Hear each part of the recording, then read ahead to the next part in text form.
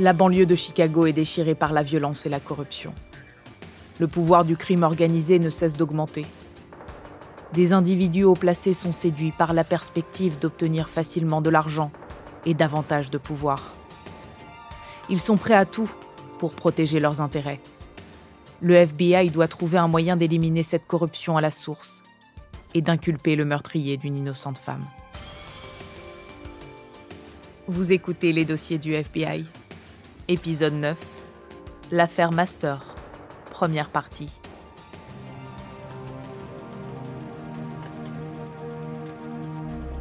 À Willow Springs, dans l'Illinois, les rives d'un canal sanitaire isolé situé dans un secteur industriel furent la scène d'un meurtre crapuleux.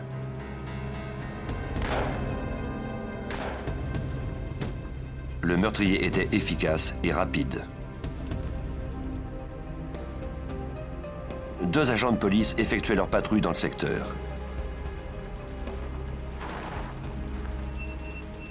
En entendant les coups de feu, ils furent immédiatement sur le qui-vive.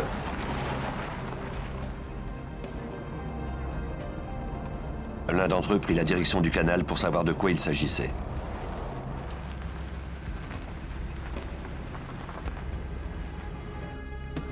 Il ne trouva qu'un endroit désert.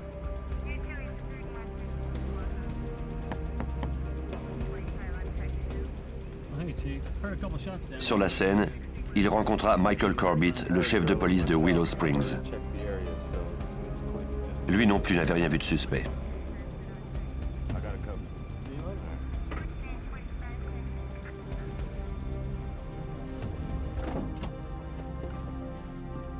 Le lendemain, un avocat réputé appela la police pour signaler la disparition de sa femme.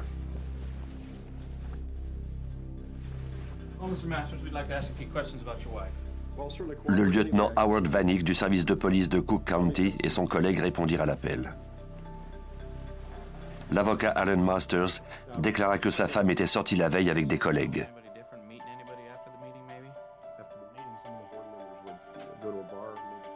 Elle n'était pas rentrée. Sa Cadillac jaune n'était pas là non plus. Masters avait appelé diverses personnes pour tenter de savoir où elle se trouvait, mais il avait abandonné à 2 heures du matin. Pour les policiers, ces informations n'étaient guère utiles.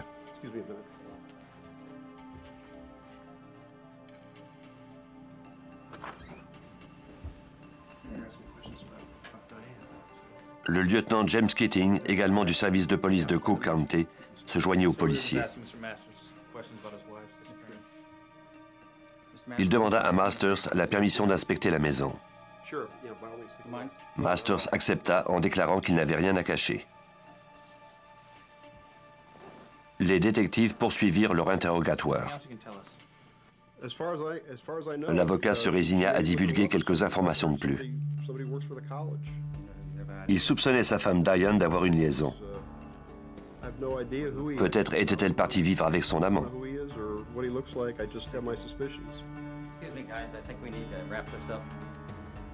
Le lieutenant Vanik désirait poursuivre l'enquête et inspecter la maison plus à fond. Quand une femme disparaît, on soupçonne toujours son mari en premier lieu. Mais le lieutenant Keating s'interposa. Il désirait que Vanik abandonne les recherches. Il ne voyait aucune raison de soupçonner le mari. Vanik était incrédule. Il ne comprenait pas pourquoi Keating entravait ainsi le processus d'enquête normal. À l'extérieur de la maison, il s'opposa ouvertement à lui et lui demanda de le laisser poursuivre ce qu'il avait commencé. Keating déclara que, selon lui, Masters n'était pas un suspect. Vanik n'en croyait rien et il le laissa savoir à son collègue. L'altercation menaçait de devenir virulente quand le chef de police Michael Corbett arriva sur les lieux.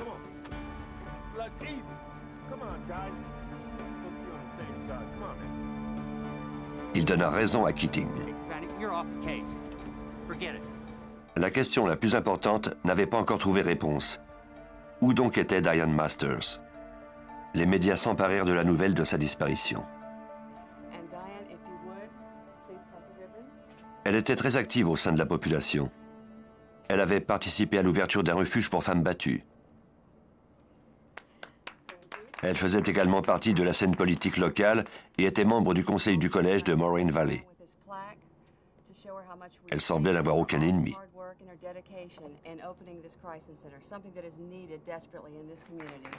Les enquêteurs commencèrent à découvrir d'autres détails de sa vie. Diane avait confié à certains de ses amis que son mari était contrôlant et agressif avec elle. Elle prévoyait demander le divorce. L'assistant du procureur Tom Scorza suivait cette affaire de près. Nous étions pratiquement convaincus que Diane et Ellen s'étaient disputés et que cette dispute avait pris de telles proportions que quelque chose de grave s'était produit.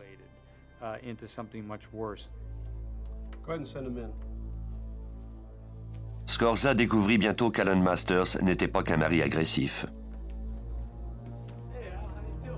Une rumeur circulait à l'effet qu'il lui arrivait souvent de verser des pots de vin à des fonctionnaires et à des policiers pour avantager ses clients. Certains hauts gradés de la police faisaient même partie de ce système de corruption. On soupçonnait le chef de police Corbett d'avoir participé aux tractations de Masters à de nombreuses reprises.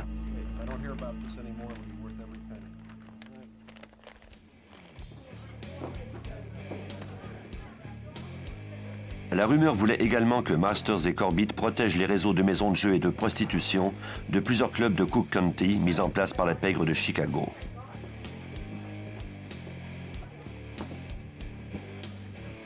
Pour l'instant, les enquêteurs ne devaient cependant se concentrer que sur le cas de la disparition de Diane Masters.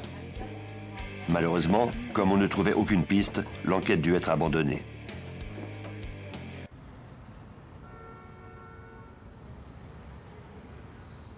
Depuis un certain temps déjà, des agents du FBI enquêtaient sur les rackets de la pègre de Chicago.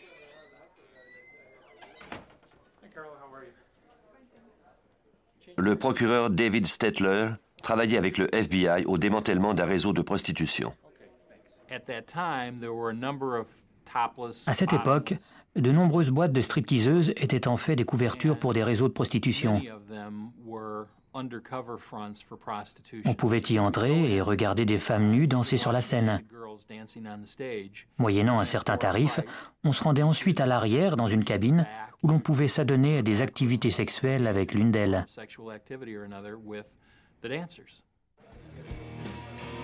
Les propriétaires de ces boîtes de nuit savaient que leurs clients dépenseraient plus d'argent en consommation ou en activités sexuelles s'ils pouvaient payer avec leur carte de crédit. Les clients étaient cependant hésitants.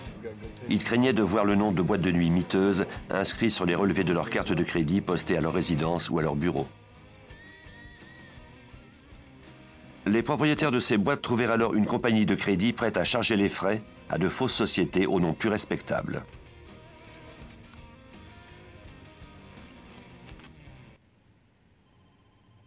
L'agent spécial Ivan Harris du bureau du FBI de Chicago fut assigné à l'enquête entourant ces entreprises illégales.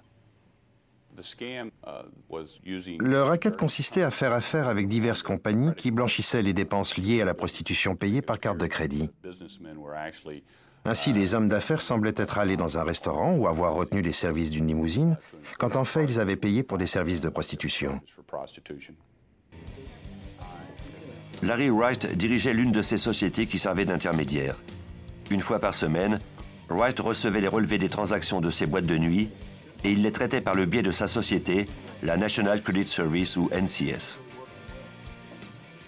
L'un de ses clients et complices était Joseph Maron, le propriétaire d'une boîte de stripteaseuses qui servait de couverture à un réseau de prostitution contrôlé par la mafia.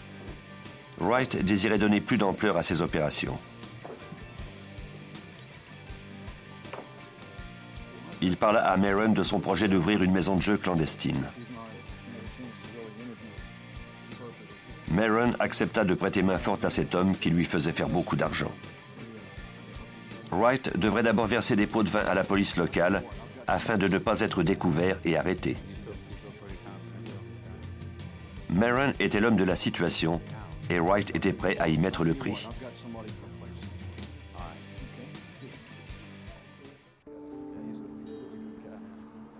Maron organisa une rencontre au service de police de Willow Springs. Le chef de police Michael Corbett devait rencontrer les deux hommes. Les agents du FBI avaient de bonnes raisons de croire que Corbett avait été choisi par la pègre pour protéger ses intérêts dans le secteur de Willow Springs. On s'était passé le mot dans la rue. Tom Scorza, assistant du procureur. Personne ne pouvait entreprendre quoi que ce soit sans la permission du chef de police Michael Corbett. Selon les personnes que nous avons interrogées, il était si puissant et il avait de si bons contacts qu'il était devenu un intouchable auquel personne n'osait s'attaquer.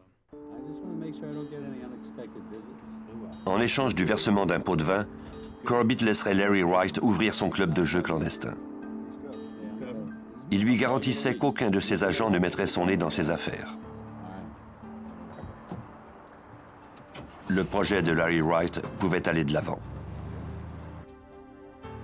Il retourna à la National Credit Service qu'il gérait à partir d'un bureau anonyme. 2 employés travaillaient pour sa société.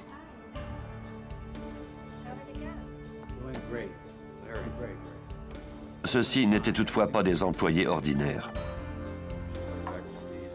La NCS n'était pas uniquement un service de crédit servant à blanchir des activités illégales.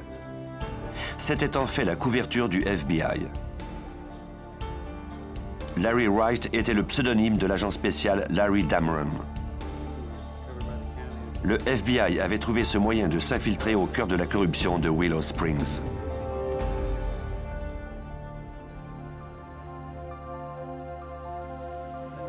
La fonction d'agent secret est exigeante et parfois frustrante. L'agent spécial Larry Damron nous explique les difficultés de son travail. Pendant le déroulement de l'opération d'infiltration, on essaie de se plonger totalement dans son rôle. Si on n'entre pas complètement dans son rôle, il est impossible de mener à bien sa mission. Souvent, on entend des individus faire des commentaires où on est témoin d'activités qui, en d'autres circonstances, nous auraient obligés à procéder à des arrestations. Mais on doit toujours se rappeler qu'on joue un rôle. Damron avait entendu parler de la façon dont la mafia résolvait la majorité de ses problèmes.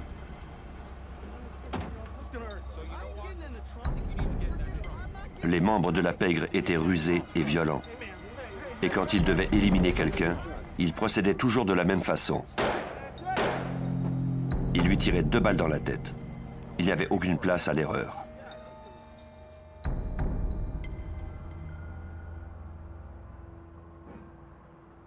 Victor Spilatro faisait partie de la mafia de Chicago. Il rencontra Damron au bureau de la NCS. Bien que Spilatro ne fût pas un membre très important de la mafia, ses frères étaient très influents au sein de l'organisation. Damron pénétrait peu à peu au cœur du crime organisé de Chicago. Le nom des Spilatro était l'un des plus connus dans la mafia de Chicago. Agent spécial, Larry Damron. Le frère aîné, Tony, était le chef à Las Vegas. Il y protégeait les intérêts de la mafia de Chicago. C'était un membre important et on avait à maintes reprises mentionné son nom dans les médias. Il était impliqué dans des meurtres et de multiples affaires d'extorsion.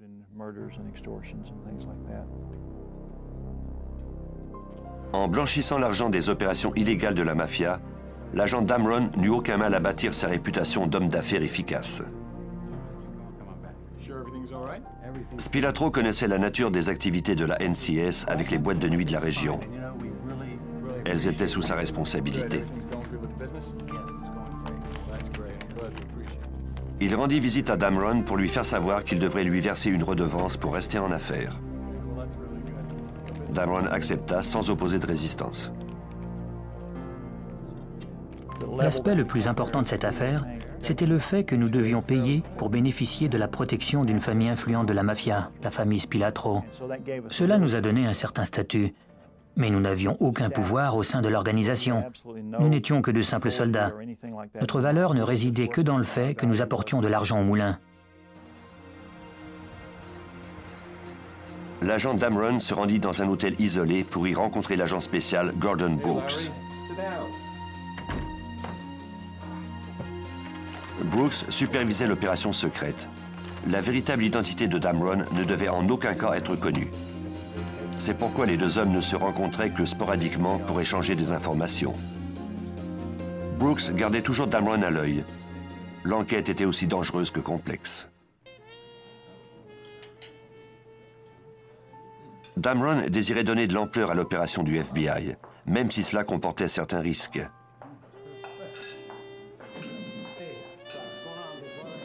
Dès qu'il en eut l'occasion, il commença à parler de son projet d'ouvrir davantage de clubs de jeux clandestins et de bordels dans la banlieue de Chicago. Même si les Spilatro étaient d'accord, Damron devait obtenir l'autorisation et la protection de la police.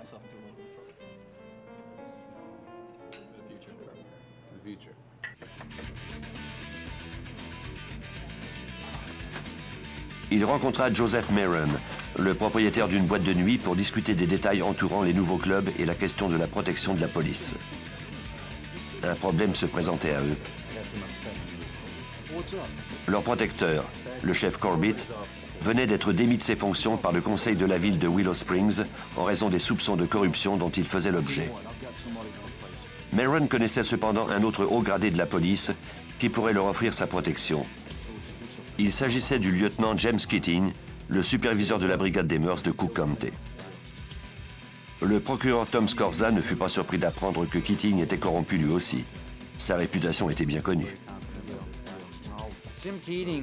Jim Keating était lieutenant au service de police de Cook County, mais son influence était bien plus importante que son rang. Il avait des relations avec des notables corrompus et le service de police dans lequel il travaillait était aussi corrompu jusqu'à la moelle. C'était donc un personnage de premier plan. Une fois Corbett hors du portrait, le FBI put se concentrer sur le lieutenant Keating. Damron le rencontra dans un restaurant près de Willow Springs. Keating ne vit aucune objection à ce que Damron élargisse ses opérations clandestines.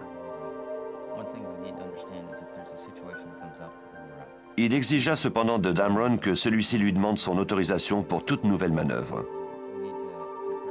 Damron devrait toujours être transparent avec lui et ses hommes. Il m'a dit qu'il ne tolérerait en aucun cas que quiconque le trahisse.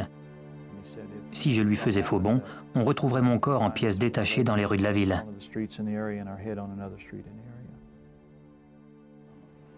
Ainsi que le scénario du FBI le prévoyait, Damron parla ensuite à Keating de son projet de mettre sur pied une autre opération. Il voulait ouvrir une boîte de nuit qui servirait de couverture à un réseau de prostitution. Il donna au lieutenant le premier paiement lui garantissant la protection de la police. Avant de le quitter, Keating déclara à Damron qu'il connaissait quelqu'un qui pouvait l'aider. Il s'agissait de l'avocat Alan Masters. Damron n'avait jamais fait affaire avec lui, mais il avait entendu le chef Corbett mentionner ce nom. Alan Masters était un important avocat de la banlieue sud de Chicago. Agent spécial, Larry Damron. Il avait la réputation d'obtenir ce qu'il désirait, particulièrement au sein du système judiciaire de la région. On disait qu'il n'hésitait jamais à payer des pots de vin ou à faire des marchés avec des gens qui lui étaient utiles.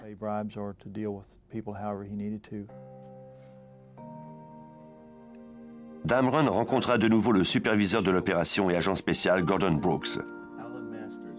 Il fut convenu que Damron obtienne le maximum d'informations possibles à propos d'Alan Masters et la nature exacte de ses relations avec Keating et Corbett. Le FBI et les procureurs fédéraux eurent au fait de dresser l'organigramme de ce réseau de corruption. Corbett était le roi de Willow Springs, mais chaque fois qu'il devait faire quelque chose qui tombait sous la juridiction du comté, il devait obtenir la permission de Keating. Tom Scorza, assistant du procureur. Quant à Keating, il s'assurait auprès d'Alan Masters qu'il n'y aurait pas de problème au point de vue juridique. Une fois les activités criminelles d'Alan Masters connues, le FBI commença à examiner de plus près son rôle possible dans la disparition de sa femme. Les deux enquêtes se recoupaient et les objectifs de Damron s'élargissaient de plus en plus. On le soupçonnait d'être impliqué dans la disparition de sa femme. Il était possible qu'en élucidant cette affaire, on obtiendrait des informations utiles à l'autre enquête.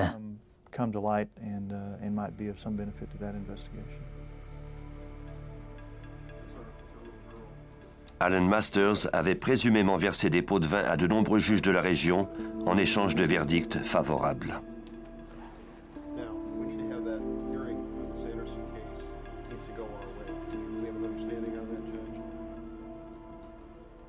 Les agents croyaient que Diane avait peut-être été témoin des activités illégales de son mari et qu'elle l'avait menacé de le dénoncer.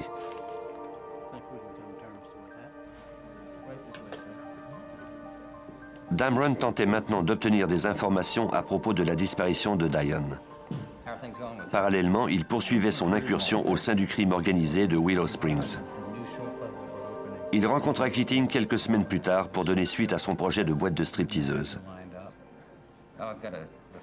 Keating déclara de nouveau qu'Alan Masters pourrait leur être utile. Damron profita de cette conversation pour évoquer la nouvelle de la disparition de sa femme. Le lieutenant fit alors un commentaire plutôt éloquent. Nous avons parlé de la disparition de la femme de Masters. Agent spécial, Larry Damron.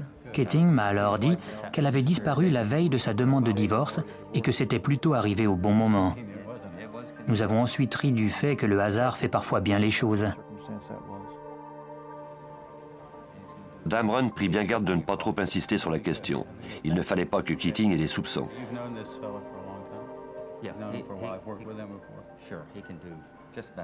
Avant de partir, Keating remit à Damron le numéro de téléphone d'Alan Masters en lui disant que l'avocat attendait son appel.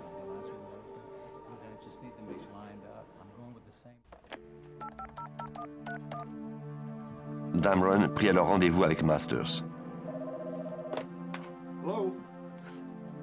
Mr. Masters, how are you? This is Larry Wright speaking. L'avocat accepta de l'aider à obtenir les permis et les documents juridiques nécessaires, ce qui signifiait verser des pots de vin aux fonctionnaires responsables. Masters lui suggéra de se rencontrer. Le rendez-vous fut fixé pour la semaine suivante. Okay, I'll look forward to meeting you then. I think we can maybe do some business. Okay, thanks. Bye.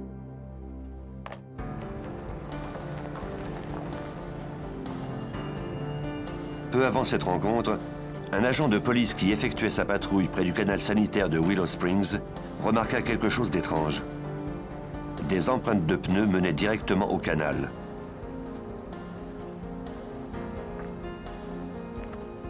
Il appela pour qu'on lui envoie des renforts. Il ignorait qu'il venait de soulever le voile du crime organisé de Willow Springs. Vous venez d'écouter les dossiers du FBI. Si vous avez aimé ce podcast, vous pouvez vous abonner sur votre plateforme de podcast préférée et suivre Initial Studio sur les réseaux sociaux.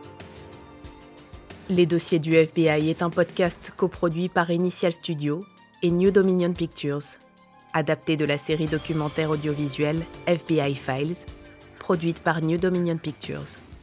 Cet épisode a été écrit par Jan Sommers et Howard Swartz, et il a été réalisé par Clinton High. Production exécutive du podcast, Initial Studio. Production éditoriale, Sarah Koskiewicz et Mandy Lebourg. Montage, Victor Benamou. Avec la voix de Johanna Citruc. Si vous avez aimé cette saison inédite de Criminels, retrouvez toutes les enquêtes spéciales du Bureau fédéral d'investigation dans notre nouveau podcast, Les dossiers du FBI. À écouter dès le 14 avril 2023 sur toutes les plateformes.